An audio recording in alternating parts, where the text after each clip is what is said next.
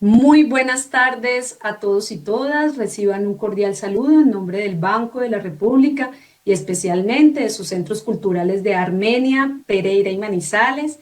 Muchas gracias por estar hoy conectados en nuestro segundo seminario regional, La Paz en la Mariposa Verde. El Banco de la República desarrolla desde hace 5 años el proyecto La Paz se toma la palabra, el cual busca consolidar una red de mediadores que a través de la apropiación y activación de objetos culturales contribuye al fortalecimiento de las culturas de paz en el país. Cuenta con 3 líneas temáticas para promover culturas de paz. Hagamos las paces, las reglas del juego y hagamos las paces con la naturaleza. Un baúl de herramientas físicas y digitales con exposiciones, juegos, libros y referencias bibliográficas para pensar y conversar sobre la paz. Y una muy maravillosa e interesante red de mediadores culturales en todo el país. Las personas que están interesadas en conocer sobre estas herramientas pueden buscar mayor información en www.proyectos.banrepcultural.org, proyectos-paz, o buscar en Google La Paz se toma la palabra. En el marco de este proyecto, desde el 2020, los centros culturales de Armenia, Pereira y Manizales vieron una oportunidad para tejer un diálogo desde el territorio, donde compartiéramos nuestras experiencias y reflexiones de paz. Es así como el año pasado nace La Paz en la Mariposa Verde, un espacio para que desde el Eje Cafetero aportemos a la construcción de ese país justo, solidario y en paz que deseamos todos los colombianos. El año pasado conversamos sobre culturas de paz y este año nos propusimos conversar sobre resolución de conflictos. Los invitamos para que durante toda esta semana, hasta el viernes, a las 4 de la tarde, en nuestros canales de Facebook de Banrep Cultural, Armenia, Pereira y Manizales, nos acompañen para construir puentes de diálogo desde este maravilloso territorio.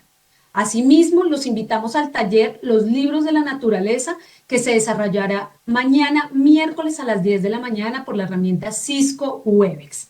Queremos hacer un agradecimiento muy especial al equipo de analistas que son los líderes en nuestras ciudades del proyecto La Paz se toma la palabra, por el liderazgo y toda la organización de este seminario, y también a nuestros invitados por haber aceptado esta invitación. En este momento tengo el gusto de presentar a Roselyn Zubair. Roselyn es bibliotecóloga de la Universidad Afe Babalola de Ado Ekiti, en Nigeria. Este va a ser un diálogo con una experiencia desde otro continente hermano maravilloso. Roselyn posee un desarrollo profesional maravilloso con una mezcla de competencias profesionales entre las ciencias de la bibliotecología e información, paz y estudios sobre conflictos. Ella es lo que podríamos denominar una bibliotecóloga del siglo XXI, con una amplia reputación internacional, con casi 3 décadas de experiencia fin de primera mano en administración bibliotecaria, puesta a punto de bibliotecas, documentación de colecciones especiales y consultoría en establecimientos de diferentes clases de biblioteca. Nos parece muy importante este diálogo en torno al rol de los espacios culturales y su relación con la paz. Roselyn es una profesional interdisciplinar de diferentes interacciones con además unas iniciativas de investigación y consolidación de paz, desarrollo institucional y de proyectos, exposiciones, apoyo de género para mujeres en estado de vulnerabilidad, educación para la paz, prevención de conflictos. Además, es fundadora de una organización no gubernamental que trabaja alrededor de estos temas, que se llama Conflicts Awareness and Prevention Initiative, del Centro de Educación para la Paz en Nigeria y con vínculos en Estados Unidos. Doy paso a Roselyn con este fragmento de Bambuco de Luis Carlos González Mejía, quien es un poeta pereirano. No sin antes anunciarles a las personas que están conectadas que Roselyn va a estar conectada en el chat para resolver sus dudas, sus inquietudes. Así que en el chat de este Facebook vamos a estar muy pendientes de sus inquietudes. Ahora sí, escuchemos en palabras de Luis Carlos González este bello fragmento de Bambú. A fe fiel de caballeros, en recia y viril alianza, juraron ser los 3 uno. Caldas, Quindío y Risaralda. Y en conjunción palpitante de sangre, sudor y casta, una mariposa verde seguirá siendo su mapa. Bienvenida, Roselín, y recordemos, somos una red cultural para hablar de paz. Hello, good afternoon from Nigeria and good morning to you in Colombia. I want to appreciate the Banco de la República Cultural Network Group for giving me this beautiful invitation. I also want to permit me to acknowledge the following people, the organizers of this program. I want to appreciate the City of Armenian Cultural Manager, Stella Gomez, who had just said hello to me, and our cultural analyst, Vivian Diaz. Pardon my pronunciation. I want to also appreciate the City of Pereira Chief in Charge, Sandra Rua, our cultural analyst as well, the Madrid. I want to appreciate the City of Manizales Chief in Charge, Yvonne Mendoza, who has been sending me all the mails. I appreciate you. And our cultural analyst, my dear friend, Yeman Aris, my dear classmates. I want to thank you for this invitation. This morning, I have before me the theme of your seminar, the indigenous approach to conflict management. And I want to talk on the aspects of indigenous approach to conflict management, a comparative analysis of Ibera Society of Nigeria and the Colombian indigenous community. I want you to go back to the first slide. Pardon me, I'm to introduce myself. My name is Roselyn Esoname Subar, the University Librarian, Afe Babalola University, Ado Ekiti, the fastest growing university in Africa. I'm very proud to say that in all ramifications, our students are doing great, and in the whole world, we are ranking amongst the first 10 in Nigeria. I want to present this university to you, and also I bring greetings from the Conflict Awareness and Prevention Initiative, CAPI, which I founded in 2004. They are my sponsors for anything I do in peace work. The paper today that I'm talking about is the comparative analysis of Ibera society and the Colombian indigenous communities. We are looking at the indigenous communities, looking at their similarities. And the content of what I want to talk about, the focus, is in this format. One, we want to talk about the definition of terms.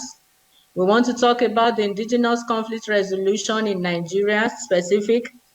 We want to talk the subset community, the Ibera Society of Nigeria, and that of the Colombian indigenous communities.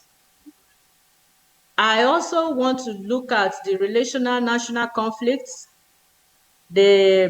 talking about the national umbrella. We want to talk about the cross-cultural, indigenous cultural resolution practices in both communities, community in Nigeria and that of the Colombians, and also there's going to be a conclusion and recommendations. Next slide, please. Well, this study focuses on the comparative analysis, like I said, of the indigenous conflict resolution mechanisms of Ibera people of North Central Nigeria and the Colombian indigenous communities in South America. The study also would draw parallels between the two nations, the guerrilla warfare experiences. That is where the conflict issue comes in. The guerrilla warfare experiences and the paths to peace from both countries. These are informed by the similarities shared by these two cultures, especially in the family structures, which are based on the culture of collectivism that revolves around family, society, friends, and groups of people. This makes the harmony to really be shared and togetherness. Yes, the definition of terms. It is good for us to know the content of what we want to talk about. When you talk about conflict, we are talking about a natural aspect of human society. And this may arise from the pursuit of divergent interests. We have different interests, different individuals, different goals, different aspirations by the different groups in a defined society and physical environment, given that contestation over values and scarce commodities, resources are very inevitable. In every society, we want to agree that we have scarce resources, which everybody cannot have, but there is competition, for this. Well, this is not out of place. It is a way of life. And another term that I want to describe is the conflict resolution terminology, which simply means the process of diffusing, pacifying, and managing conflicts between two parties so as to remove the bone of contention and find middle ground for peaceful coexistence. Yes, conflicts are healthy. It is the way and manner that we manage them, bring them to, bring a balance. Another aspect of it is the indigenous conflict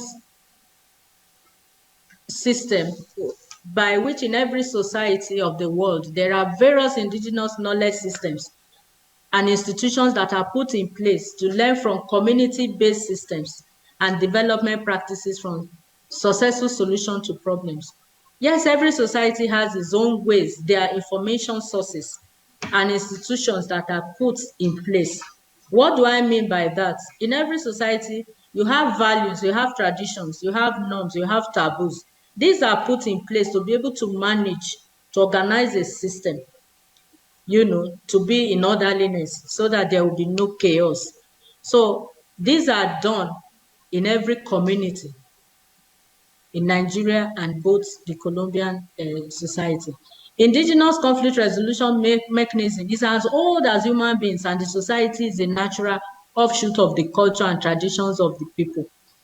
Yes, every family has its own tradition.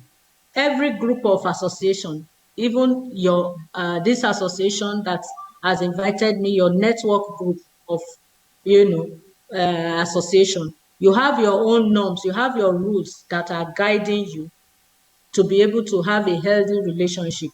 The same thing is with the cultures and traditions of any society. Indigenous conflict resolution system has no international standard procedures, as they are dictated by the age-long culture and traditional practices of the different indigenous people across the world.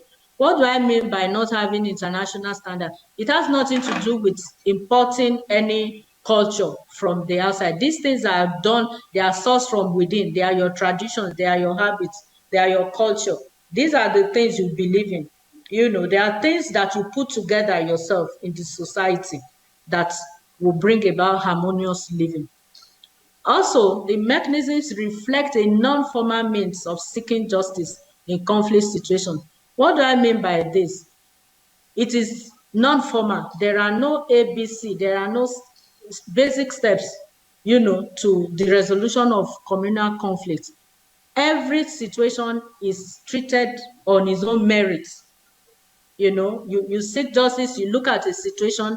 If this family tradition may not be the same with the other, so it is the way they perceive things that will really help you to resolve each case. That is why I say every case is being taken care of, being resolved by its own merits. Next slide, please. Although communities are quick to identify solutions to address local community development problems and for the realization of their development choices, enhancement of their own capacity to deliver, and manage the solution is a critical necessity. Yes. You see, every problem, like I said, emanates from a society, a peculiar situation.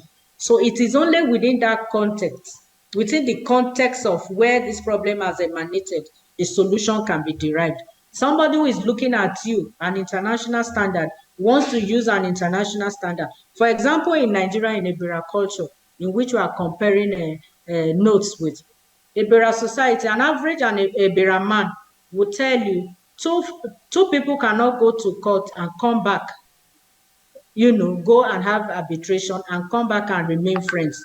The best way of resolving their conflict is either at the family system level, the father and the mother will put the children together, find out what has generated into that conflict and resolve it. If it is beyond them, they have what we call ballet. In their own place in Ibera land, they have them ohis of a community. The ohis of each clan will sit them together and resolve this conflict. But it is only in criminal cases, land matters, criminal cases that are beyond what the families can resolve that go to court. Those are the international standards that they can apply. They go to court and justice will be, taken care of.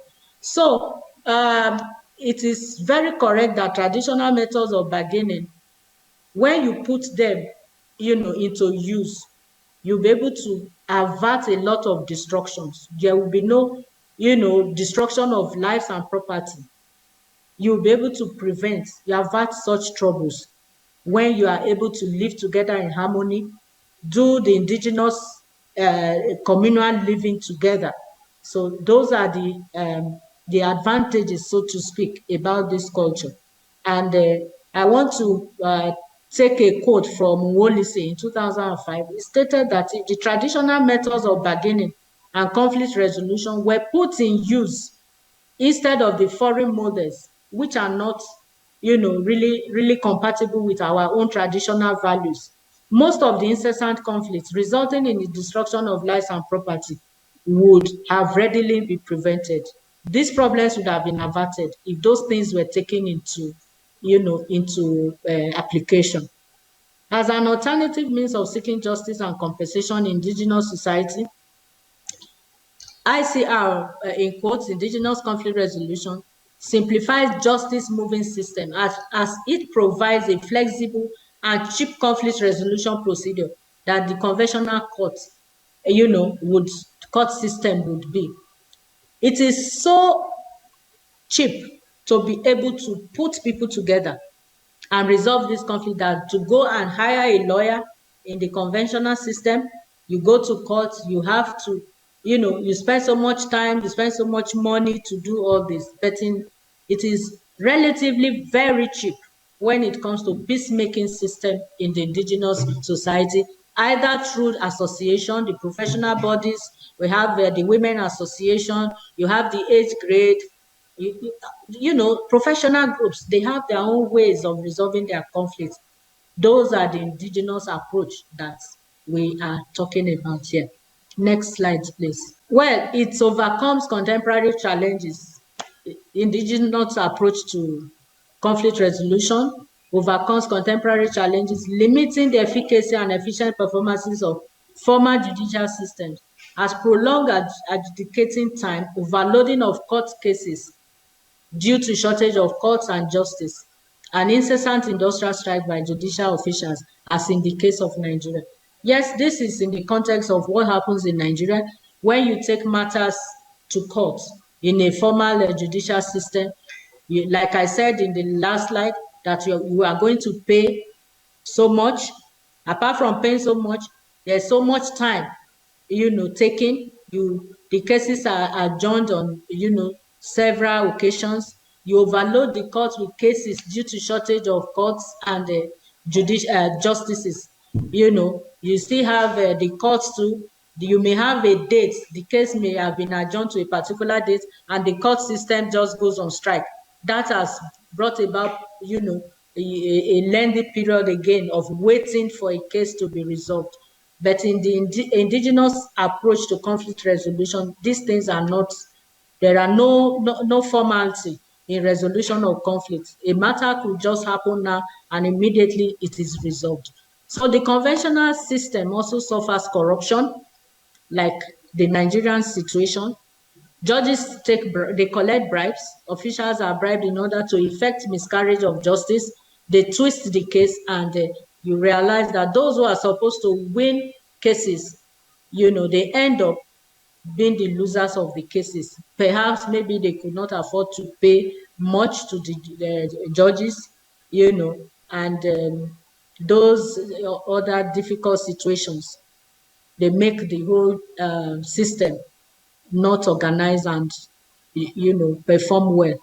All these difficulties make indigenous conflict resolution practices appealing and attractive alternative.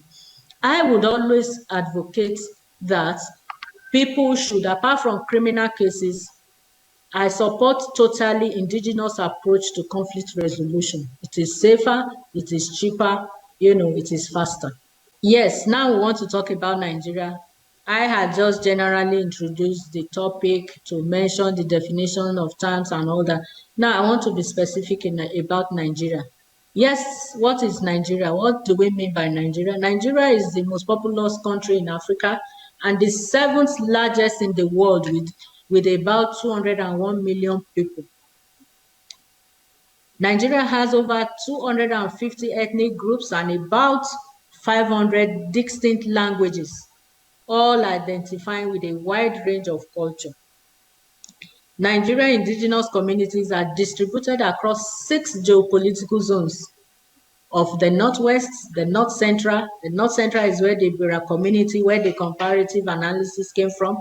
We have the Northeast, we have the South-South, we have the Southeast, and we have the Southwest. The 3 largest ethnic groupings are Hausa, Igbo, and Yoruba. Those are the major ethnic groups in Nigeria. I repeat, the Hausa, the Igbo, and the Yorubas. The Bira people are just a minority group, predominantly found in the central part of the northern Nigeria, known as North Central.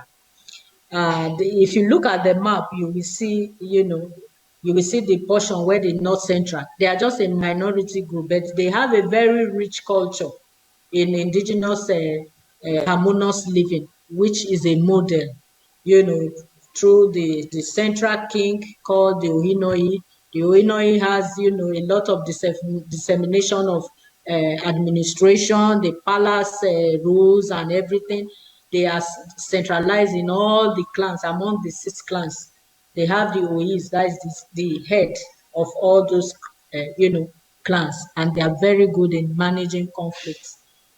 Next slide. Yes, that is the map showing the the main ethnic groups, the Yoruba, Hausa, Fulani, and Igbo.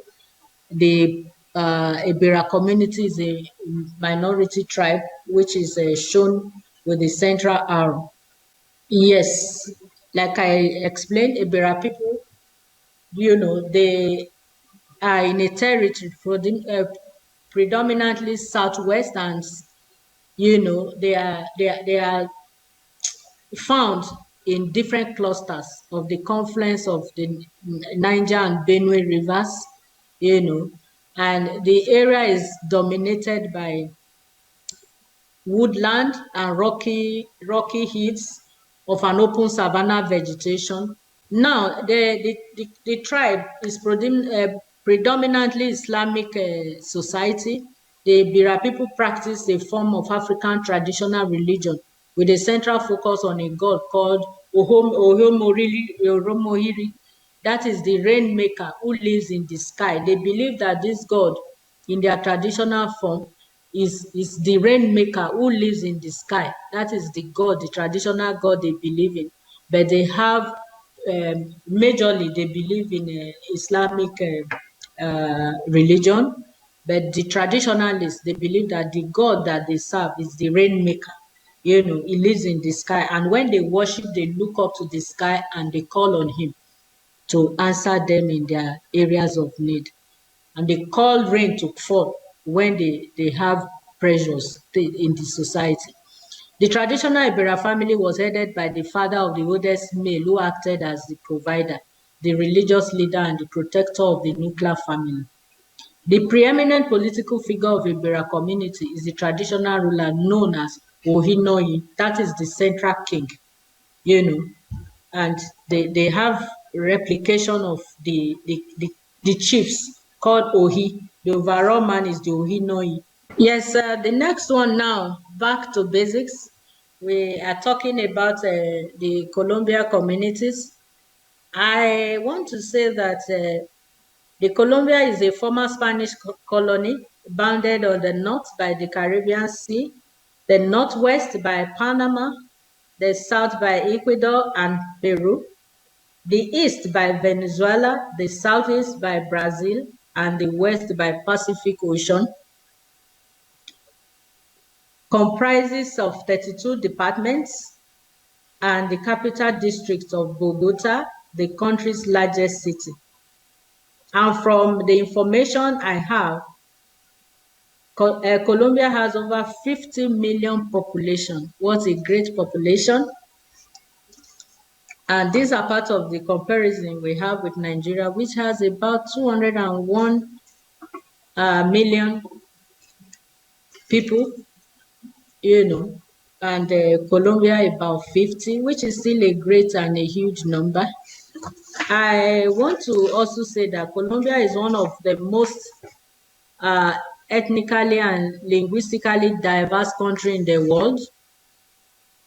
It has rich cultural heritage reflecting influences by the various Amerindian civilizations, the European settlements, descendants of enslaved Africans forced to labor without compensation, and immigrants from Europe and the Middle East.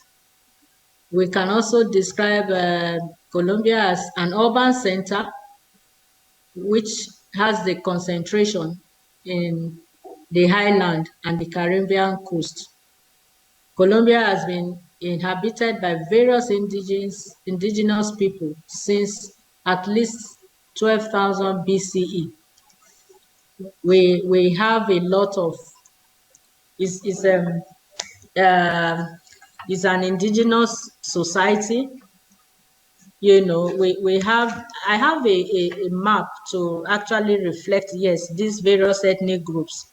If you look at the representatives of the ethnic groups in Colombia, you will see the Zambo, they are only 3%.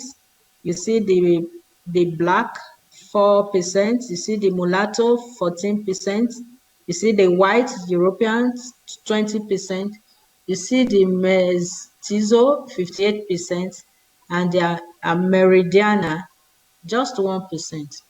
But these are the ethnic groups that are represented in Colombia, and each of these groups has its own indigenous community approach to conflict management. Next slide, please. Yes, I tried to look at some of the cultural, the indigenous people of the Colombian culture, festival, and the people. So now I'm looking at the relational approach to conflict management of the two communities, the two countries. I try to look at the first one, Nigeria, where I am and where I can talk so much about. I said there have been many phases and categories of conflicts in Nigeria, many of which often have ethno-religious dimension, resource control, agitation, and land disputes. What do I mean by this? We have a lot, clusters of conflicts. Is emanating from religious dimension, or it is coming from managing resources, which we popularly know and call resource control agitation in Nigeria, or it is a land dispute. We also have this guerrilla warfare kind of Boko Haram insurgency that began in the northern Nigeria, which has brought a lot of parallel with the popular Colombian conflicts, both being guerrilla styled. that is where I am actually marrying the relationship, the similarities from, the guerrilla style, which has been exhibited by the Boko Haram insurgency, has created a lot of problems and it is still ongoing. Boko Haram conflict is a jihadist warfare against the Nigerian government since 2009 it formally began. The objective of the jihadists, according to them, is to paralyze the Western education in Nigeria and establish an Islamic state to turn the whole nation to Islamic religion. And the nefarious activities of the group have since spiraled into different parts of Nigeria, including the Bera community, which we are talking about. The Boko Haram insurgency has affected everything in Nigeria, destabilized so many things in Nigeria, security threats, resulting into kidnapping, stealing and maiming, of lives and destruction of property all over, which has affected the Bera community, the very harmonious community, a very loving community where they have family system, in place. But this insurgency, which is similar to the guerrilla warfare of the Colombians, have spread and hindered a lot of growth and development. We all know that where there is no security, there can be we cannot have growth. So I want to look at similarly the Colombians, indigenous community of Colombians have been engulfed in murderous guerrilla conflict since 1964, way back, which has metamorphosized up till when the issue was put to rest. It was led by the Revolutionary Armed Forces of Colombia, that is the People's Army, the Spanish, Fezas, Amandu, which I will just say FAR, FARC, the EP, and the FARC again of Colombia. These are the revolutionary group, the guerrilla group, They are in 3 bits which have destabilized and created a lot of havoc.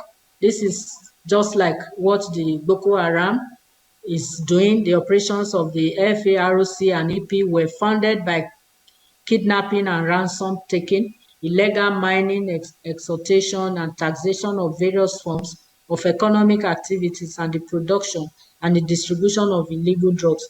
These are very similar to what is happening. Where we have guerrillas, you have people who are so informal and brutal about the way they go about security issues. They can use their club to kill, they can use knife, they can use anything.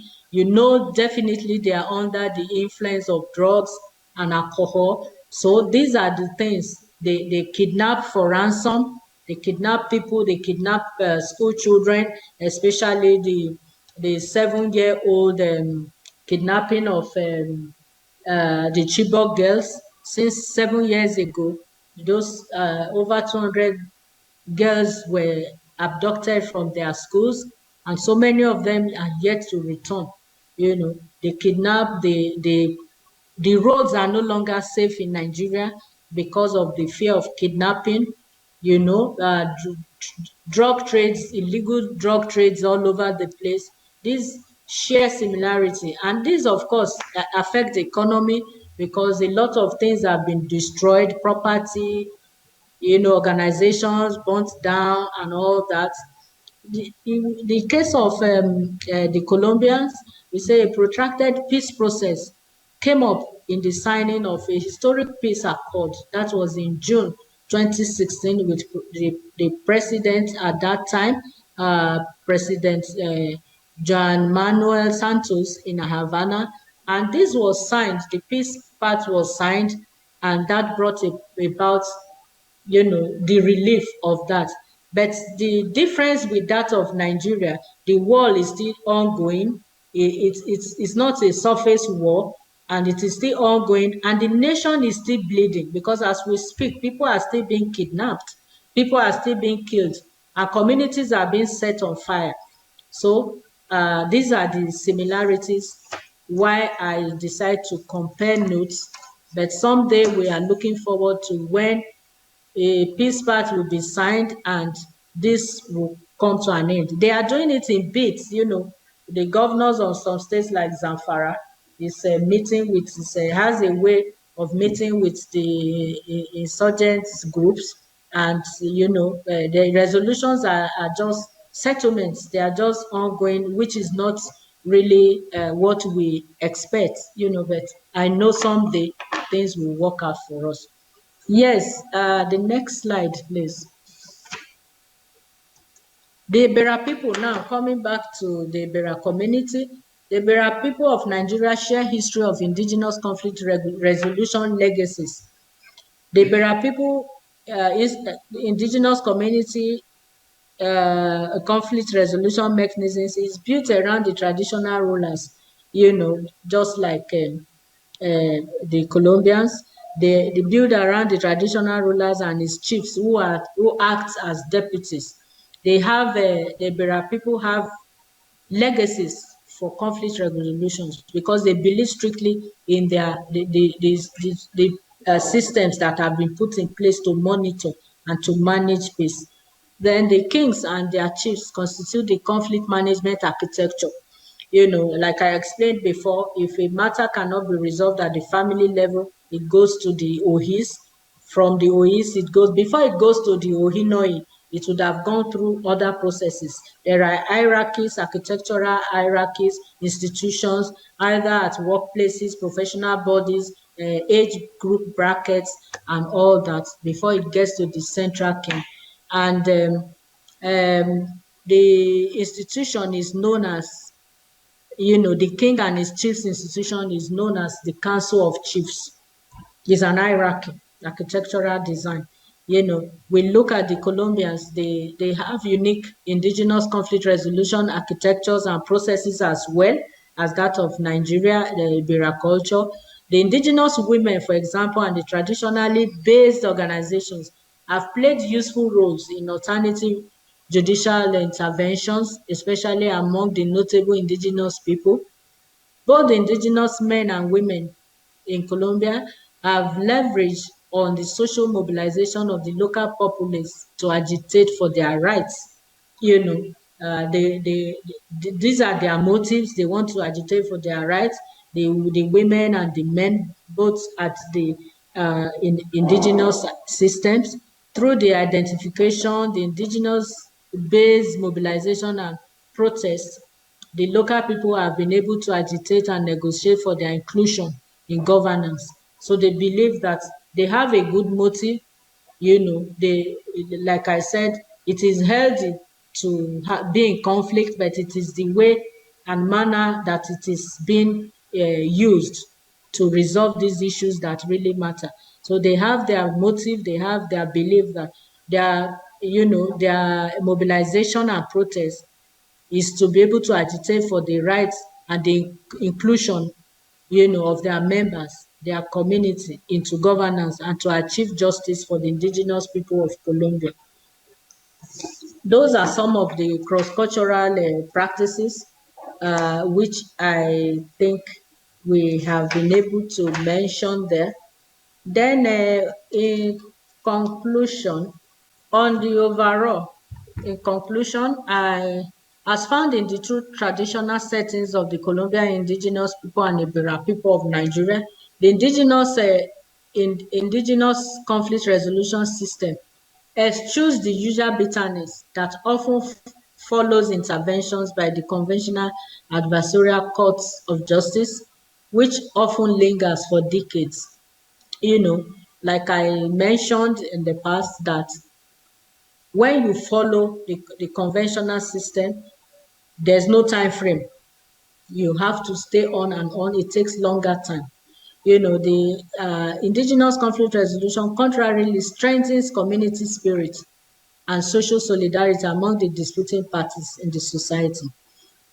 At the end of the day, both parties believe that there's always an adage that we are one another's keeper. You are your brother's keeper. It's an adage in Nigeria that in a community, the next person to you, your neighbor, is your brother.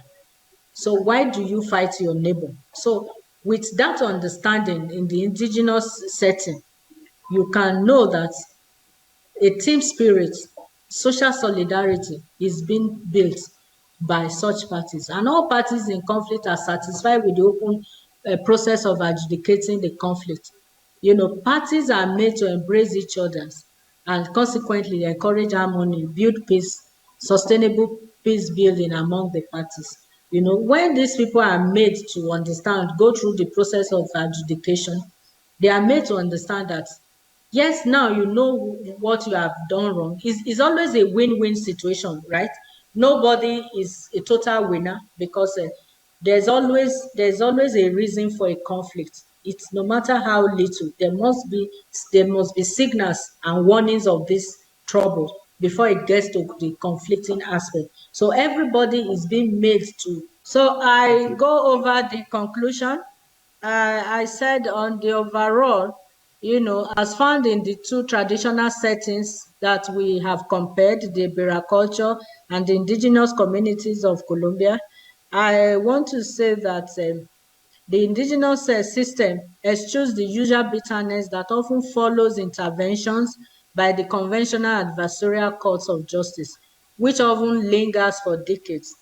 And what I mean by that is that the indigenous system so far is preferred because when you have conflicting parties, their issues are being resolved immediately. They do not waste too much time waiting for their turn in the court system. They do not spend so much money looking for how to bribe the lawyer or to pay for their fees. And on the contrary, excuse me, it strengthens community spirit and social solidarity among the disputing parties in the society. I mentioned that in Nigeria there's an adage which says we are one another's keeper. You are your brother's keeper, and two people don't go to court and return to remain friends. You come back and see yourself as enemies. So with this understanding, people they are more strengthened to settle for indigenous conflict resolution, where you have the family system to intervene. You have the kings, the head of the clan, as the case may be, or the professional body, the leaders of groups, networks. They have their own rules guiding their policies. So these are done in a very subtle manner, and everybody is a win-win situation because there's no conflict that does not have a cause, no matter how trivial it may be. Everybody is made to know where they have gone wrong, and they will understand, and at the end of the day, a team spirit is being built, a better understanding, and the group or the parties will be in harmony, and they have sustainable peace among themselves, and there will be growth and development, because where there is disharmony, you can never have growth. So that is what I explained in the first slide. Next slide, please. Finally, the indigenous conflict resolution should not be seen as a photo finish and perfect mechanism in resolving conflict. I'm saying here that with all I have said, I am not saying that is the overall best, that is a photo finish and a perfect system. There are also some weaknesses and limitations, which I want us to look at here. If we really want to adopt these systems among our small focus groups, we need to look at some areas. It has weaknesses and limitations, which include lack of written rules. The rules guiding us, the policies in this indigenous communal living, they are not documented. Lack of place for judicial procedures that can be applied to similar cases, because when you document, you can apply them. Oh, in the last instance, where there was a fighting among these two parties, these were the measures that were took at the indigenous system. Let's apply the same measure. Every case is taken by its own merit. So where there are no documentation and the young people are not, they believe in the Western, the international standard approach, the older ones will not be able to pass this approach to the next generation. So these are some of the weaknesses. Then some reforms are therefore designed for improved indigenous conflict resolution mechanisms as alternative means of acquiring justice in indigenous society. Furthermore, critical efforts should be made to encourage preservation of relevant documents for retrieval purposes. These are the recommendations that I'm suggesting that, we should be able to encourage preservations, especially where you have documentalists, you have librarians. They should be able to preserve these measures, these resolution approaches, for retrieval purposes, for conservation and the promotion of our cultural heritage. We have a lot of the young ones now, in the contemporary society, they do not even imbibe the cultural heritage of their culture, their communities. Most of them are not even living in their communities. But these things are very important, where we can even preserve them in the archives, and in some cases, we put some in the museum. They can go back there to pick them up and reuse them. So this would help our future generation to build on sustainable development. If we can preserve, we'll be able to have a sustainable growth and development. And I want to say at this point that if you have questions, maybe we reserve them for the final day, where we'll be able to share, rub minds together. I want to say thank you so much for listening, and to appreciate you for giving me this very unique opportunity to present. Once again, I bring greetings from Nigeria, from Afe Babalola University and Kapi. Thank you so much for inviting me. God bless you. Thank you very much for Thank you for being with us in the second seminary, La Paz en la Mariposa Verde, organized by the branches of the Banco de la República Cultural Center in Pereira, Manizales, and Armenia, Colombia. Muchas gracias.